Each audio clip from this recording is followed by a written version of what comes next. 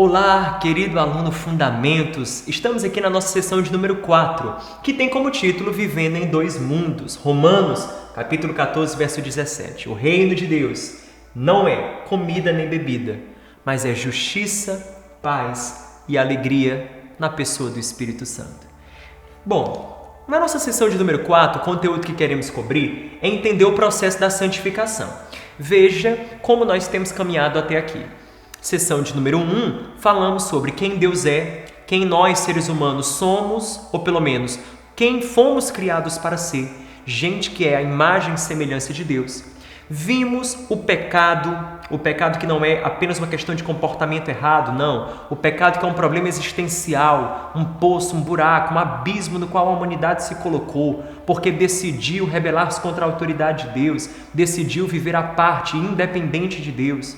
Vimos o grande resgate de Deus ao enviar Jesus, o Salvador, o Messias, que na cruz do Calvário fez um sacrifício maravilhoso, um ato supremo de amor, no qual Ele tomou sobre si os nossos pecados e por causa do seu sacrifício nós temos perdão e vida eterna. Vimos que a ressurreição foi a vitória de Jesus sobre tudo que estava se opondo ao reino de Deus. E vimos na sessão passada, a sessão de número 3, que de fato, viver sem Jesus é uma missão impossível. E mais, viver sem aquele que Jesus prometeu que viria, que é o Espírito Santo, aí é que é uma missão impossível mesmo. Porque Jesus nos deu a missão de continuar sua obra nesse mundo, de ser um instrumento seu. Porém, só podemos fazer isso quando, escute, quando estamos com o Espírito Santo habitando em nós e nos enchendo do seu poder. Agora, na sessão 4, estamos estudando exatamente, como coloquei a princípio, o processo da santificação. Santificação é ser transformado por Deus. Como veremos mais adiante na lição, é ter o nosso caráter mudado para que possamos cada dia ser mais e mais semelhantes a Jesus. Não é apenas receber perdão dos nossos pecados, não é apenas ter o Espírito habitando em nós, é sermos transformados. Falamos um pouco disso na aula passada, falaremos mais na aula de hoje. Mas falaremos também sobre a realidade do mundo espiritual, falaremos sobre anjos, forças demoníacas, quem é o diabo e como lidar com essa realidade espiritual e entender o propósito do batismo nas águas, que também é um tópico muito importante dessa nossa aula. Eu começo definindo a cena como história verídica de uma mulher de Ruanda. Em 1998, soldados pegaram o filho dela de 19 anos e o levaram para um local descampado, atiraram nele sem nem mesmo que ele tivesse cometido qualquer crime. Claro que ela sentiu um ódio muito grande dos soldados, então ela perguntou a Deus: por que Deus? Por que pessoas matam? E a história nos fala que Deus deu àquela mulher uma visão. E na visão que ela teve, ela viu uma placa. E a placa dizia: Inzu I Umanzi Wawe. A casa de seu inimigo, era o que significava na língua daquela mulher a placa que Deus havia mostrado a ela. Ela entende então o que Deus queria falar. A mensagem era: para se chegar ao céu era preciso passar pela casa de seu inimigo. Daí ela começa a orar pelo homem que matou ou havia matado o filho dela. 2 meses depois, o assassino, com um peso na consciência, foi para a casa dela confessar o crime e pedir àquela mãe perdão, porque ele havia matado o filho dela. De forma surpreendente, essa mãe, ela superou sua tristeza ao ponto de receber aquele rapaz no seu lar, abraçá-lo e até mesmo alimentá-lo. Em seguida, ela o aceitou como parte da sua família e efetivamente adotou aquele assassino, o assassino do seu próprio filho. Mais tarde, essa história de perdão e reconciliação, a história dessa mulher, inspirou muitos trabalhos de paz em Ruanda. Essa história é contada pela visão mundial em Ruanda. Muitos diriam que a ação de uma mulher como essa é completamente louca, esquisita, estranha. E de fato é, para os parâmetros, os padrões do nosso mundo, é uma história que não faz o mínimo sentido. Mas a conclusão é que uma mulher como essa não vivia de acordo com os valores desse mundo. Ela vivia segundo valores de um outro mundo. De certa forma, ela vivia em 2 mundos.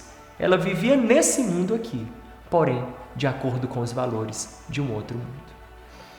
A nossa inclinação muitas vezes é pagar o mal com o mal, a nossa inclinação é fazer e agir muitas vezes de acordo com os paradigmas e padrões dessa nossa sociedade.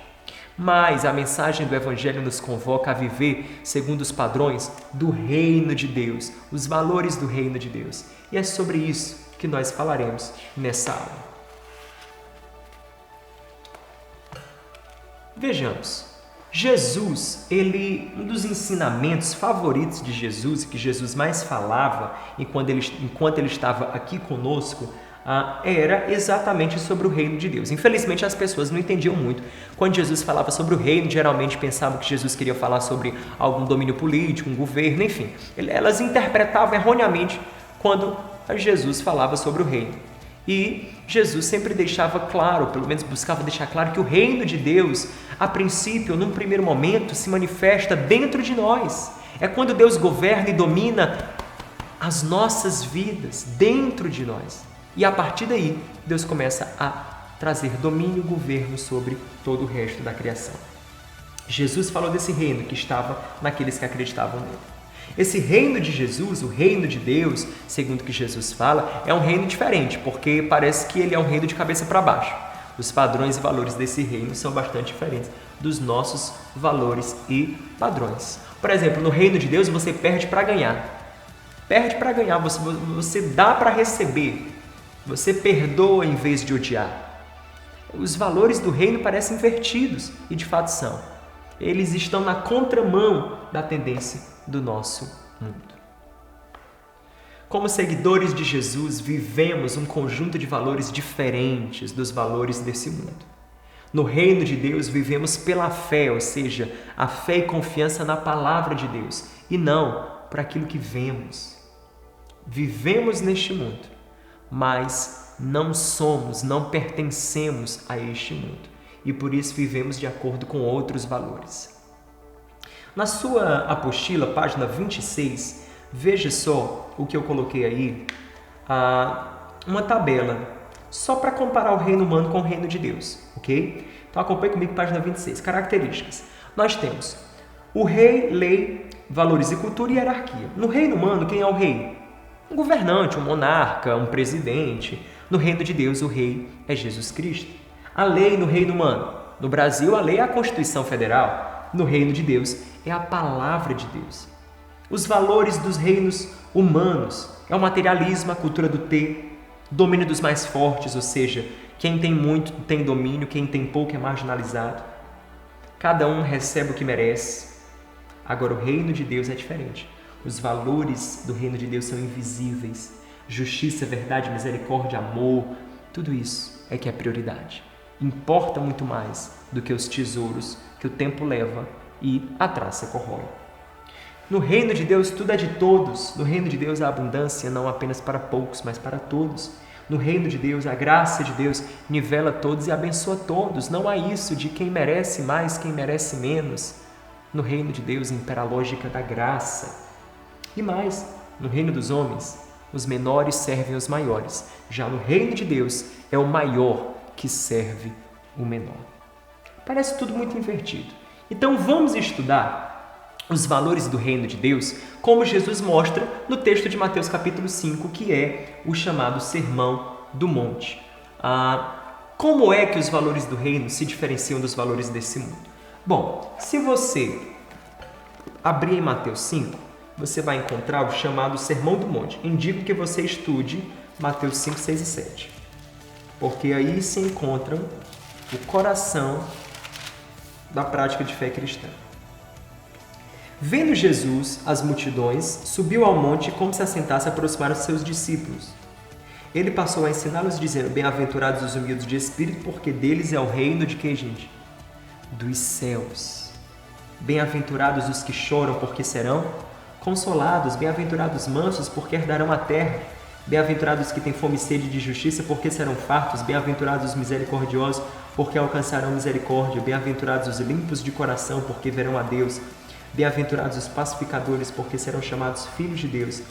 Bem-aventurados os perseguidos por causa da justiça, porque deles é o reino dos céus. Bem-aventurados sois, quando por minha causa vos injuriarem e vos perseguirem e mentindo disserem todo mal contra vós. Bem-aventurado. Você nota essas bem-aventuranças? Você percebe como é ser bem-aventurado, ser feliz segundo Jesus? Jesus fala sobre ser humilde de espírito, chorar, não no sentido necessariamente do sofrimento, mas de se sensibilizar com a situação que às vezes é caótica e precária à nossa volta. Bem-aventurados mansos, os que têm fome e sede de justiça, os misericordiosos, limpos de coração, os pacificadores. Bem-aventurados. Bem-aventurados são esses. Jesus completa dizendo: bem-aventurados sois, quando por minha causa vocês forem perseguidos e injuriados por causa do meu nome. Perceba, portanto, que os valores do reino de Deus são de fato diferentes dos valores desse mundo. Por exemplo, os valores do nosso mundo. Enquanto a motivação no nosso mundo é sempre recompensas materiais, no reino de Deus é espiritual. Somos puros de coração por quê? Porque queremos ver a Deus. Somos mansos porque herdaremos a terra no porvir, na consumação do reino. Nós somos pobres de espírito por quê? Porque então, quando somos pobres de espírito, temos o reino de Deus. Você nota que a recompensa ela é espiritual, não é como o reino dos homens, onde tudo ela é material, a motivação é material. Mas no reino de Deus, diferente do reino dos homens, não importa, não é a aparência, mas a essência. Não é a forma, e sim o conteúdo. Não é a estética, e sim a ética. Você consegue perceber? É diferente o reino de Deus do reino dos homens. Amamos as pessoas, perdoamos quando somos injustiçados. Se eu continuasse lendo com você aqui o Sermão do Monte, você veria como Jesus mostra e diz que devemos dar a face àquele que nos bater em uma face, devemos a este oferecer a outra, que aquele que nos obrigar a andar uma milha, devemos andar duas. O reino de Deus é assim. Não pagamos o mal com o mal, pagamos o mal com o bem. Mostramos que há misericórdia, que há perdão, que há também amor. Portanto, o reino de Deus é radicalmente diferente do reino dos homens. E mais, Jesus deixou a missão aos seus discípulos de trazer o reino de Deus. Sim, ele deixou essa missão. E nós devemos ser fiéis nessa missão de trazer o reino de Deus ao reino dos homens. Portanto, os valores do reino de Deus são diferentes dos valores do reino dos homens. Agora eu vou com você para o ponto de número 2, que é vivendo o reino. Afinal de contas, como podemos mudar para cada dia sermos mais parecidos com Jesus e vivermos a realidade do reino de Deus? Como? Primeiro, coloque Deus em primeiro lugar. Mateus capítulo 6, verso 28 a 34, nos fala que devemos colocar Deus em primeiro lugar. E eu gosto muito do versículo 33 de Mateus 6, onde Jesus fala: buscai, pois, em primeiro lugar o seu reino, a sua justiça, e todas as demais coisas vos serão acrescentadas. Priorize o reino, coloque Deus em primeiro lugar. Se você não colocar Deus em primeiro lugar, não há como nós, eu, você, vivermos a realidade do reino de Deus. Deixe Deus verdadeiramente ser Senhor de cada área da sua vida. Deixe Ele vir em primeiro e ocupar o centro. Segunda decisão importante, como viver segundo os valores do reino, aprenda com a palavra. Tiago 1, 21 a 25 nos fala sobre a importância de não sermos meros ouvintes da palavra, mas sermos principalmente operosos praticantes. Então coloque aí Tiago 1, do verso 21 ao 25. Portanto, despojando-vos de toda impureza e acúmulo de maldade, acolhei com mansidão a palavra em vós implantada, a qual é poderosa para salvar a vossa alma. Tornai-vos, pois, praticantes da palavra e não somente ouvintes, enganando-vos a vós mesmos, porque se alguém é ouvinte da palavra e não praticante, assemelha-se a um homem que contempla no espelho seu rosto natural. Note, precisamos aprender com a palavra. Não podemos, segundo Tiago, apenas ser ouvintes da palavra, devemos ser o quê? Operosos praticantes, devemos praticar a palavra. A Bíblia, a palavra de Deus, é um poderoso instrumento de transformação nas nossas vidas. À medida que meditamos e praticamos a palavra de Deus, mais e mais nos tornamos parecidos com Jesus Cristo. Além disso, andar no Espírito ou andar com o Espírito é outro ponto importantíssimo quando o assunto é viver segundo os valores do reino. Romanos capítulo 8, versos 5 a 9, nos fala sobre andar guiado pelo Espírito Santo. Coloque comigo em Romanos 8, versículo 5. Porque os que se inclinam para a carne cogitam das coisas da carne, mas quem se inclina para o Espírito, das coisas do Espírito, porque o pendor da carne dá para a morte, mas o Espírito dá para a vida e paz. Por isso, o pendor da carne é inimizade contra Deus, pois não está sujeito à lei de Deus, nem mesmo pode estar. Portanto, os que estão na carne não podem agradar a Deus. Note, andar no Espírito faz isso. Andar no Espírito faz com que possamos viver a vida plena em Deus. E o que é andar no Espírito? Andar no Espírito é quando você coloca Deus em primeiro lugar e permite que o Espírito trabalhe em cada área da sua vida, transformando você. Andar no Espírito é andar ligado, é andar conectado, é andar em comunhão com o Espírito Santo, é andar submetendo sua vontade, seu coração ao Espírito Santo. Só Deus pode mudar uma pessoa e dar poder a essa pessoa para vencer o pecado. E só o Espírito Santo pode dar esse poder. Só a presença do Espírito em nós pode nos dar esse poder divino que vence o poder do pecado. Transformação, gente, é trabalho do Espírito Santo. Transformação é trabalho do Espírito Santo. Portanto, é importante que você entenda que ser guiado pelo Espírito Santo é algo fundamental na sua caminhada com Deus. Decida cultivar uma relação de intimidade com o Espírito Santo. Ponto 3 da nossa discussão sobre a viver em dois mundos é o reino de Deus e a guerra espiritual. Sabemos que existe uma realidade espiritual e a pergunta é como cristãos, como reagimos diante dos problemas diários das lutas em diferentes áreas.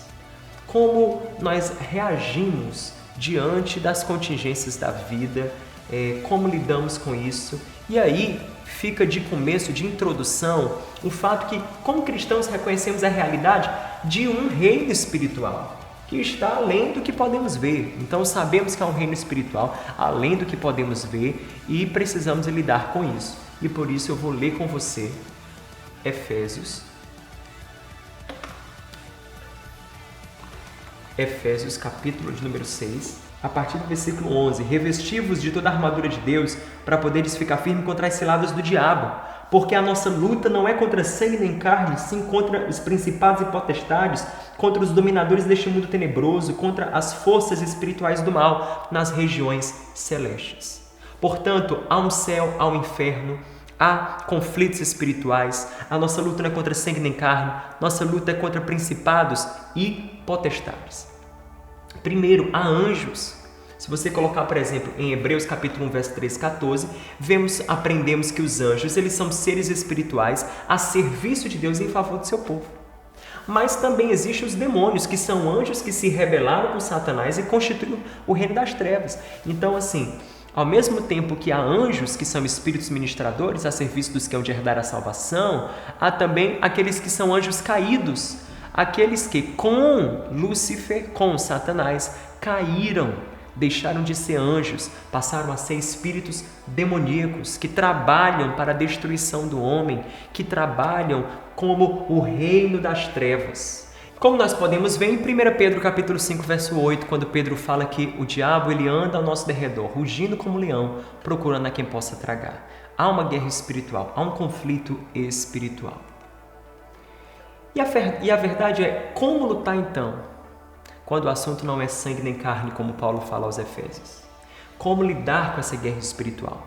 É bom que você saiba das armas que temos, as armas espirituais. Primeiro, a oração. Segundo, a autoridade. Terceiro, a palavra. E quarto, o sangue de Jesus. Ora, a oração em Mateus 6, verso 13, porque quando nós oramos, Jesus nos ensina na oração do Pai Nosso que devemos clamar dizendo: Pai, livra-nos do mal ou livra-nos do maligno. A oração é uma arma espiritual. Além disso, a autoridade. Lucas 10:19, Jesus dá autoridade a seus discípulos para expulsar demônios, para enfrentar os poderes das trevas. Mesma autoridade temos eu e você em Cristo Jesus. Nós que estamos assentados com Jesus acima de principados e potestades. Palavra de Deus, a palavra de Deus, Efésios 6,17, compara a palavra com uma espada que devemos ter sempre nas nossas mãos. Palavra de Deus é uma arma espiritual, porque é na palavra que discernimos o que é a verdade. O diabo se vale da mentira, dos caminhos mentirosos, dos caminhos de ilusão para conduzir você a fins de frustração. Pela palavra você blinda a sua vida, andando na palavra, não é apenas conhecendo, praticando, vivendo, andando na palavra de Deus, você passa a ter a sua vida guardada, blindada em Deus, entende? Não é que nada de mal possa acontecer a você, não, pode sim, mas quanto mais você anda na palavra, menos espaço o inimigo tem para agir em sua vida, menos terreno, eu poderia dizer assim, o diabo tem para semear as sementes malignas dele. E além disso, o sangue de Jesus, Apocalipse 12:11 fala que aqueles que venceram a serpente, venceram pelo poder da sua palavra e o seu sangue, foi a palavra do testemunho e o seu sangue. Veja só, Apocalipse 12, verso 11. Eles, pois, venceram por causa do sangue do Cordeiro e por causa da palavra do testemunho que deram, e mesmo em face da morte, não amaram a própria vida. O sangue de Cristo Jesus tem poder. Deixe esse sangue lavar a sua vida, revestir a sua vida. Clame, diga, peça, ore, dizendo: Senhor, que teu sangue me cubra, me lave o coração, e pelo poder desse sangue, o sangue de Jesus, que é o símbolo da vitória de Jesus na cruz do Calvário, é que eu enfrento e vou contra toda a artimanha do inferno. Entenda as armas espirituais que você possui. Ore contra o poder das trevas, exerça autoridade contra o maligno, viva em submissão à palavra de Deus e dê menos espaço para o agir do diabo, e seja revestido do sangue de Jesus. E por fim, o reino de Deus e o batismo. Afinal de contas, o reino de Deus é espiritual e invisível. Quando você se torna cristão e se torna, portanto, discípulo de Jesus, ninguém viu a conversão do teu coração, a transformação que se deu no teu interior. Mas Jesus nos ordenou a sermos batizados, porque por meio do batismo mostramos exteriormente o que já aconteceu em nós interiormente. Em que consiste, afinal de contas, o batismo bíblico? O batismo nas águas, ele é uma demonstração pública. Uma demonstração pública da nossa decisão de seguir Jesus, de deixar o velho homem, a velha maneira de agir e de nos comprometer a uma vida nova, novidade de vida. Vemos isso, por exemplo, em Romanos 6,4. Em Romanos capítulo 6, verso 4, Paulo diz o significado do batismo. Anote aí, Romanos 6,4. Fomos, pois, sepultados com ele na morte pelo batismo, para que, como Cristo foi ressuscitado dentre os mortos pela glória do Pai, assim também andemos nós em novidade de vida. Paulo está dizendo, olha, o simbolismo do batismo é quando você entra nas águas, você está sendo sepultado com Cristo, e ao sair dela, você está simbolizando tua ressurreição com Jesus. Você ressuscitou para uma nova vida. Isso é o batismo. O batismo sela o compromisso do crente, do cristão, do discípulo de Jesus em fazer parte do corpo de Cristo. Isso também é importante. Atos 2, 38 e 41 fala que aqueles que se convertiam, eles eram batizados nas águas, porque isso também era uma forma deles estarem publicamente assumindo que eles estavam comprometidos com o corpo de Cristo. Eles estavam entrando agora na comunidade do Cristo. E por meio do batismo, isso aconteceu. Tendo dito isso, eu quero dizer a você, apenas esclarecer uma pergunta no final da página 28. João, e se eu fui batizado quando criança? Devo me batizar novamente? Escute, o batismo quando criança não é um batismo que estava levando em conta a sua consciência, porque você como criança e como bebê não tinha consciência, você não tinha consciência própria.